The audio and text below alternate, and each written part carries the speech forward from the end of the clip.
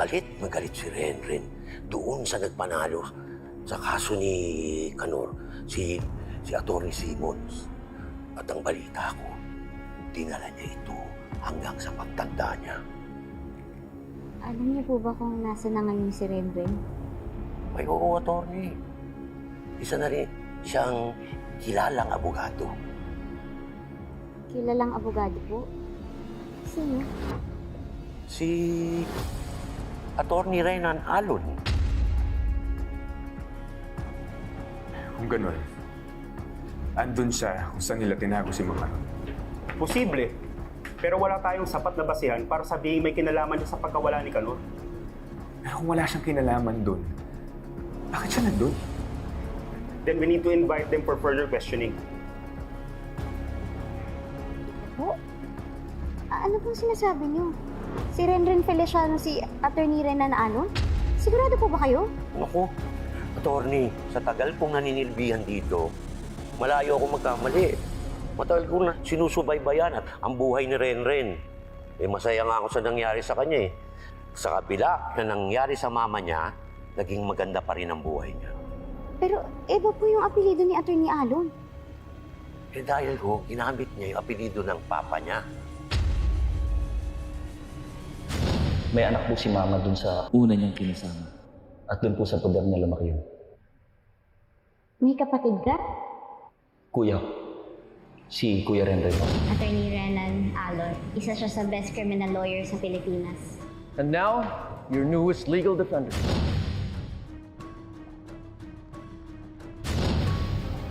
Sana nga, walang galit sa puso ni Renren kay Kanor sa taong pininiwalaan niyang pumaslang sa mama niya. Babe, I'm so sorry. I didn't even give you a chance to explain. Basta na lang kita hinayaang umalis. Babe, I should be the one apologizing to you. I lied to you. I hurt you. I totally understand why you were angry with me. But I believe you now. And I believe na obsessed lang talaga si Sabrina sa'yo. And it's me.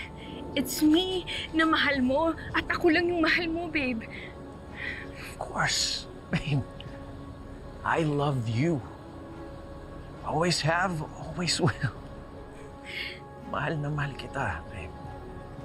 Babe, simula ngayon, kakalimutan na natin lahat ng mga nangyari, okay? This is it, babe. We can start over. And our forever starts now. We won't waste a single moment of it either. Lalo na, babe, magiging tatlo na tayo. What do you mean? Babe, buntis ako. You're pregnant. Yes. Magkakaanak na tayo, babe. And nothing can come between us now.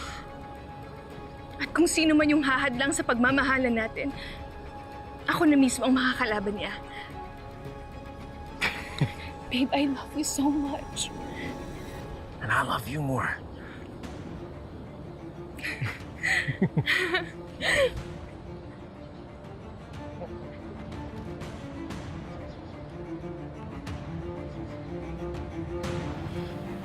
Let's go. Come on.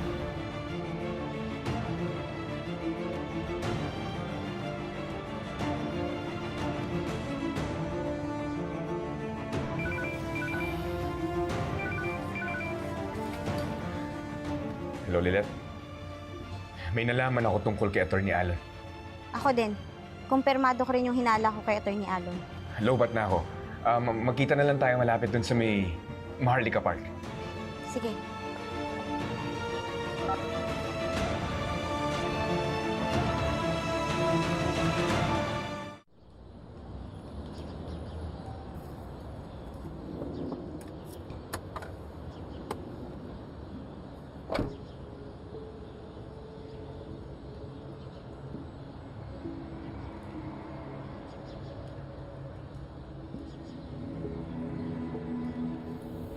Totoo ba? Si Renan, si Renren Feliciano. Oo, Ferd. Masahol pa siya sa nambubudol. Sinungaling siya. Bakit niya nagawa sa inyo to ni Ira? Kanina ko pa nga iniisip eh. At isa lang yung motibong nakikita ko. Ang sabi ni Mang Oscar, galit na galit si Renren kay nanay dahil pinalaya niya si Mang Kanor. At dinala ni Renan yung galit na yun. Ayokong isipin pero hindi kaya gumaganti si Renan sa amin ni Ira? Wala kayong kasalanan ni Ira sa kanya. Pero wala na si nanay eh. At alam niya na anak kami ni nanay.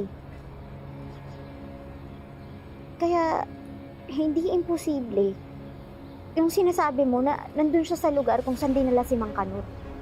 At yung panyo na nakita mo, yun din yung nakita kong panyo nung gabing yun.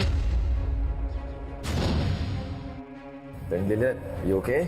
Nakita ko na kasi si Mang Kanor eh. Papasok na siya tapos bigla siyang nawala. Lilet! Sis pa ni Mang Kanor yun? Nakita ko kasi nahulog sa bulsa ni Atty. Alon. May bahid ng dugo. So that's where it went. My bad, dropped my handkerchief.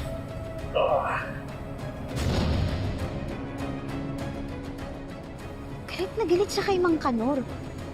Kaya hindi imposible na may gawin siyang masama kay Mang Kanor. At si Ira, hindi niya papakasalan si Ira dahil mahal niya. May masama siyang balak kay Ira.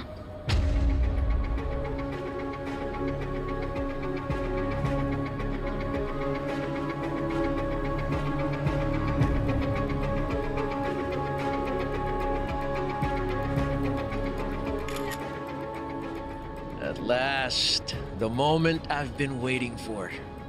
Our wedding, Era. Pinahirapan niyo pa ako ni Lilet.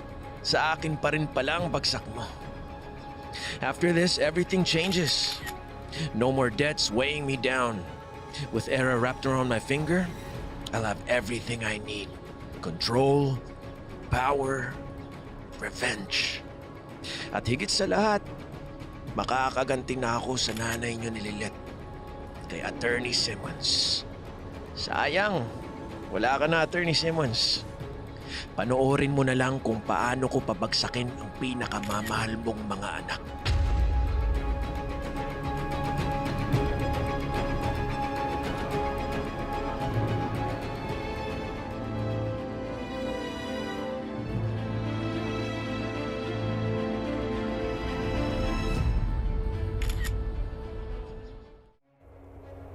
Ira, ano ba? Gumising ka nga! Ano pa bang pruwebang kailangan kong ipakita sa'yo para maniwala ka niloloko ka ng lalaking yan? Makinig ka sa kapatid mo, Ira.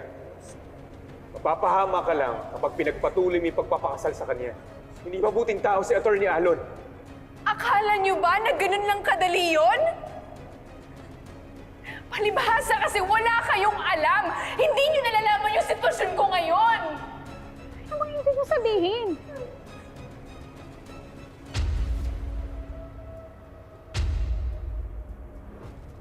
Please lang, paalisin nyo na sila. They don't belong here. Hindi ako aalis dito hanggat hindi ko nalalayo sa lalaking yan yung kapatid ko.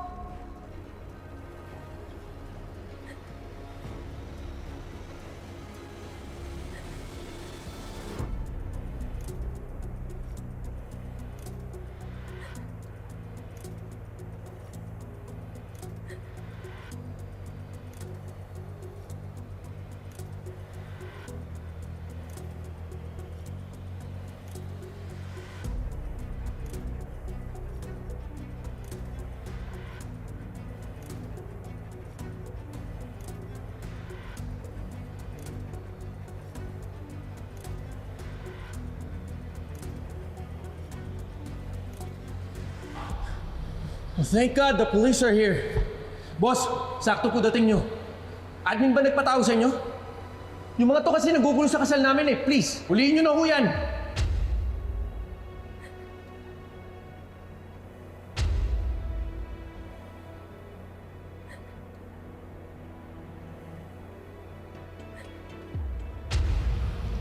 Attorney Renan Alon, Hindi po kami pumunta rito para hulihin sila. Nandito po kami para imbitahan kayo sa presinto. Para masagot nyo yung mga paratang laban sa inyo ni Melody Orozco.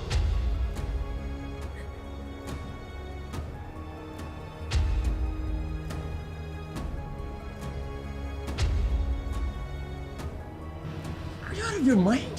Anong imbitahan ako? Sila nga nang bubulabog, sila hulihin nyo. Hindi nyo ba nakikita kinakasal ako? As lawyers, alam natin na pwede kang tumanggi sa imbitasyon ng mga pulis. Pero kung talagang wala kang tinatago at gusto mong patunayan sa kapatid ko na nagsasabi ka ng totoo, sumama ka sa presinto.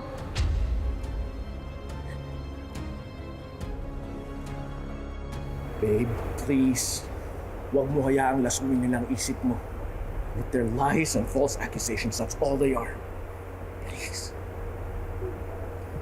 Please. Ira, sa akin ka magtiwala! Mas matagal mo akong kakilala kaysa sa lalaking yan! Ay, alam ko may mga hindi tayo pagkakaunawaan, pero alam mo naman na ikabubuti mo lang yung iniisip ko eh. Alam ko, mahirap tanggapin na niloko ka nung lalaking mahal mo. Pero mas lalo ka lang masasaktan pag hinayaan mo siyang ipagpatuloy yung panloloko niya sa'yo. Ira, let go mo na siya, hindi mo siya deserve! Okay. I'm gonna be completely honest with you. You deserve as much. Yes, babe. For a very long time, masama rin ang loob ko kay Attorney Meredith. I held it in for so long. Pero nung nalaman ko na namatay siya, and that Keystone needed a lawyer para sa murder case niya, I took the job.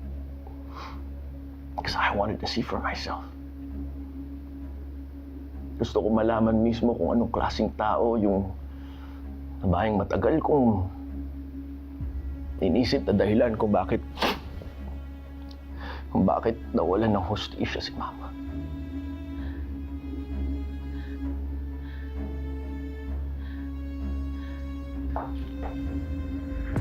Pero alam mo, babe, ang nakausap ko yung mga taong malapit sa kanya. Do you know what I discovered? I found out that she was a kind, honest woman. Na ni minsan hindi siya gumawa ng kahit na anuman para madungisan yung integridad niya, babe. She was a woman of honor.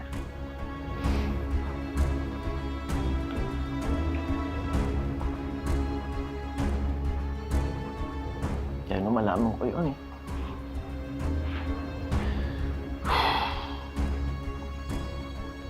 finally, nalet ko na lahat ng galit na itinanim ko sa puso ko para sa kanya, para kay Mang Kanor. I was finally able to let go. Move on.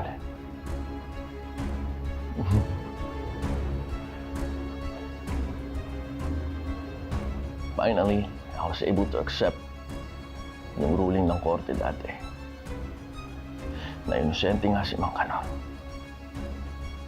And I moved on. Nung niligawan mo ako, were you being honest? Gusto mo na ba talaga ako noon pa? O pinursu mo lang ako para pagbuntunan ako ng galit mo kay Mati before?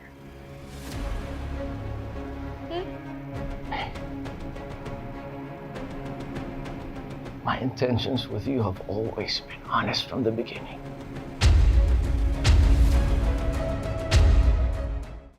You are the main reason kung bakit nakapaghilom lahat ng sugat sa puso ko, babe. It was you. You made me believe that despite all the cruel and nasty things that could happen in this world, babe, there are still people capable of good. Pero bakit hindi mo sinabi sa akin lahat ng to? Bakit kailangan sa iba ko pa pwedeng malaman? Kasi, kung mahal mo ako, sasabihin mo sa akin yan eh. Di ba? I was scared. Natakot ako pagdudahan mo ako, babe. That if you knew the truth, lalayuan mo ako. Mawawala ka sa akin. I can't have that.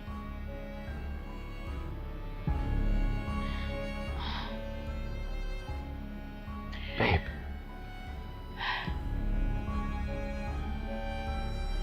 I love you. I love you so much. I could never do anything to ruin that.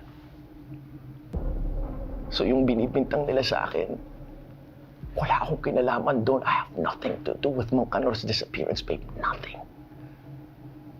I would never do that. I love you.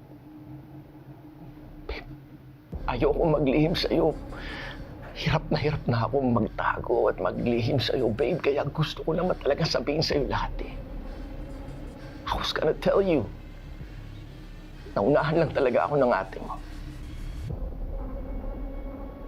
Babe. You know I love you so much, right? Never do anything to jeopardize that, babe. Please, you have to believe me. I love you with all my heart.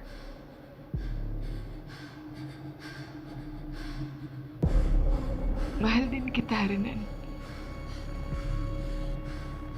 And because of my feelings for you, at alang-alang sa magiging anak natin, I will give you the benefit of the doubt. I will not pass judgment on you hanggat patuloy pa yung kaso. Pero kapag napatunayan ko na lahat ng sinasabi ni Ate Lilith ay totoo, I really am. You have to believe me. I am telling you the truth. Babe, hindi ko kaya sirahin yung tiwala mo dahil mahalaga ka sa akin, importante ka sa akin, ikaw ang pinaka-importanting tao sa akin, kayong dalawa. Kaya sana huwag nating hayaang maging hadlang to sa mga plano natin, babe. Please. Tuloy na natin yung kasal.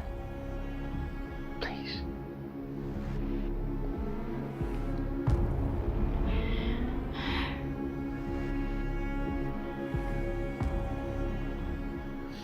I'm sorry, Renan.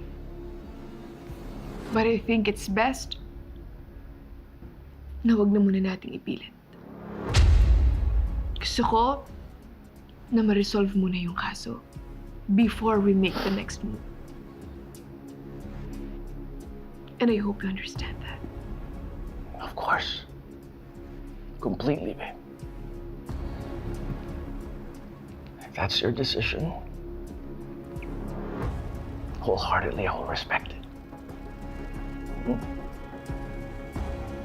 Come on. You want water?